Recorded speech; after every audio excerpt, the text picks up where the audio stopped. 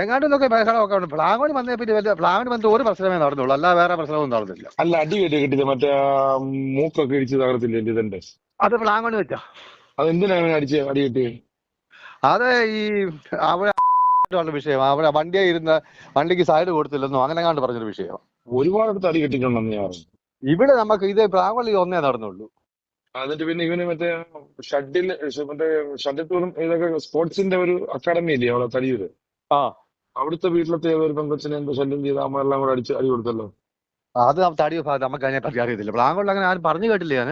ഇവ സ്ത്രീകൾക്കെല്ലാം മോശം മെസ്സേജുകളൊക്കെ അയക്കുന്നുണ്ട് പല രീതിയിൽ. ഇവൻ ആകെപ്പാടെ വലിയ പ്രശ്നക്കാരനാണ്. ഇവൻ ഇപ്പം തന്നെ മെഡിക്കൽ സ്റ്റോർ മെഡിക്കൽ സ്റ്റോർ മേടിച്ചോണ്ടിരിക്കുക. അല്ല, ഇവന്റെ പെണ്ണുമ്പിള്ള ഒത്തിരി പരാതി കൊടുത്തിട്ടില്ല ഇവനെതിരെ.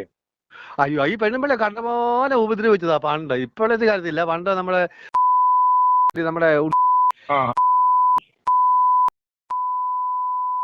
മേളില ഇവന്റെ വീട്, അവിടെ വന്നിരിക്കുകയും അവിടെ വന്ന് കരഞ്ഞു വിളിച്ച് അവിടെ കയറുകയൊക്കെ ചെയ്യുമായിരുന്നു. ഇവൻ എന്തേലും മാനസിക പ്രശ്നം വല്ലതും ഉണ്ടോ? ഇവൻ എന്തോ ഒരു ശകലം ആടിയുണ്ട് അവന്. ഉണ്ടല്ലേ? ഇവൻ ഒരുപാട് ഇവന്റെ വൈഫിനെയൊക്കെ ഒത്തിരി ഉപദ്രവിച്ചിട്ടുണ്ടല്ലേ? ഒത്തിരി ഉപദ്രവിച്ചു.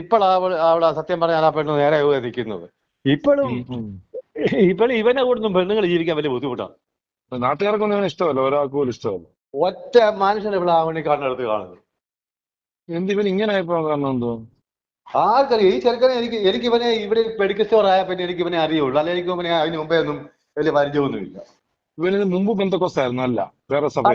നമ്മുടെ വടക്കത്തുണ്ണി പള്ളി, നമ്മുടെ എന്താ ഇടത്തല പള്ളി, ആ പള്ളിയിലെ അംഗമായിരുന്നു. പിന്നെ ഇപ്പൊ പെന്തക്കോസ്തിന് വിദേശത്ത് നിന്ന് ഫണ്ട് വരുന്നുണ്ട് ഇഷ്ടം പോലെ. അവൻ ഈ ബന്ധക്കോസി ആയത് ഇപ്പൊ ഈ ഒരു കുറച്ച് കാലങ്ങളെ ആയുള്ളൂ. ഈ പ്ലാമണി വന്ന് മെഡിക്കൽ സ്റ്റോർ കഴിഞ്ഞ് എനിക്ക് 2 വർഷത്തിൽ കൂടുതലായിട്ടില്ല. എത്ര മെഡിക്കൽ സ്റ്റോർ ഉണ്ട് ഇപ്പൊ? അല്ലയോ ഇപ്പം 1, റാന്നി 2, 4 ഇപ്പൊ മൊത്തം 4. തടിയൂർ 1, പ്ലാങ്ങോൺ 1, റാന്നി 2. എന്താ ഇവന് പ്രിസ്ക്രിപ്ഷൻ ഇല്ലാതൊക്കെ മരുന്ന് കൊടുക്കുന്നത്? അല്ലയോ? ഇവ വിലയൊക്കെ കുറച്ചാ മരുന്ന് കൊടുക്കുന്നത്, പക്ഷെ ഭയങ്കര കടമാണെന്ന് എന്റെ അറിവ്. ഈ ബ്ലേഡിൽ നിന്ന് പൈസ മേടിച്ചായി ചെയ്യുന്നേ. ഒന്നുമല്ല ചുമ്മാ പറയുന്നു. എന്നാ പറയുന്നേ? ഇവന് മിക്കവാറും പണിയാവും. ഇവനെ ആള് വലിയ പുള്ളിയാണ്. ഇവനിങ്ങനെ ഈ ഉടായ്പ പരിപാടി ഒത്തിരി ഉള്ളവരെ. ഇവ എന്തോ വരുമാനമെന്ന് എനിക്കറിയത്തില്ല. അയാൾ മെഡിക്കൽ സ്റ്റോർ മേടിച്ചോണ്ടിരിക്കും. ഇവ മനുഷ്യാവശ്യ കമ്മീഷന്റെ എന്തോ ആണെന്നൊക്കെ പറഞ്ഞു ബോർഡൊക്കെ വെച്ച് പൈസ കൊടുത്ത് അവാർഡൊക്കെ മേടിക്കുമായിരുന്നു. എന്തോ ബ്ലഡ് ഡൊണേഷനോ കുന്തോ പോയാലൊക്കെ ഉണ്ട്. അതിന് ഇവന് ബ്ലഡ് കൊണ്ടിട്ട് വേണം ഡൊണേഷൻ ചെയ്യാൻ. ഈയിടെ എങ്ങാണ്ട് അവൻ ഇങ്ങനെ ബ്ലഡ് എടുക്കുന്നതായിട്ട് ഏതോ ഹോസ്പിറ്റലിൽ കിടക്കുന്ന ഫോട്ടോ ഒക്കെ വാട്സാപ്പിൽ വന്നിട്ടുണ്ട്.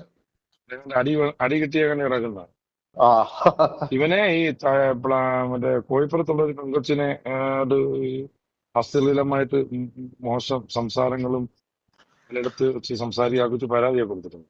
വേറെ ഒരു സ്കൂൾ വിഷയം ഇതിന്റെ ഇടയ്ക്ക് വന്നായിരുന്നു. സ്കൂളിലെ ഒരു പെണ്ണുമായിട്ടുള്ള അതിനിടയ്ക്ക് മഞ്ജു എന്ന് പറഞ്ഞു. മഞ്ജു അത് തന്നെ മഞ്ജു. അധികം പൈസ മേടിച്ച് തീർപ്പാക്കിയെന്നാ പറയുന്നത്. ഇപ്പൊ അതിനെപ്പറ്റി ആർക്കും കേൾക്കുന്നില്ല. അത് വ്യാജ പരാതിയായിരുന്നു. ഇമാരെ ആ കൊച്ചിനെ മഞ്ജു നിരപരാധിയാ. എനിക്കറിയാം ആ കൊച്ചിനെ, അറിയാവുന്ന ആ കൊച്ചിന്റെ ഇമാര് നല്ല എമൗണ്ട് മേടിച്ചിട്ടുണ്ടെന്നാണ് അത്. അതിനെ കുറിച്ച് എനിക്കറിയത്തില്ല. ഇവയെ പലയിടത്തും ഈ ഭീഷണിപ്പെടുത്തി പൈസ മേടിക്കുന്നുണ്ട്. മനുഷ്യാവകാശം ഇതിന്റെ ആളാന്ന് പറഞ്ഞു. ഇവൻ എന്തൊക്കെയാ ഉണ്ടെന്ന് പറഞ്ഞിട്ട് ഇങ്ങനെ ഹ്യൂമൻ റൈറ്റ്സോ അങ്ങനെ ഇട്ടേക്കുന്നതാണ്. പിന്നെ ചോറുണ്ടോ? ചോറുണ്ട്. ഞാൻ വല്ലതുകൊണ്ട് അറിയിക്കഴിഞ്ഞ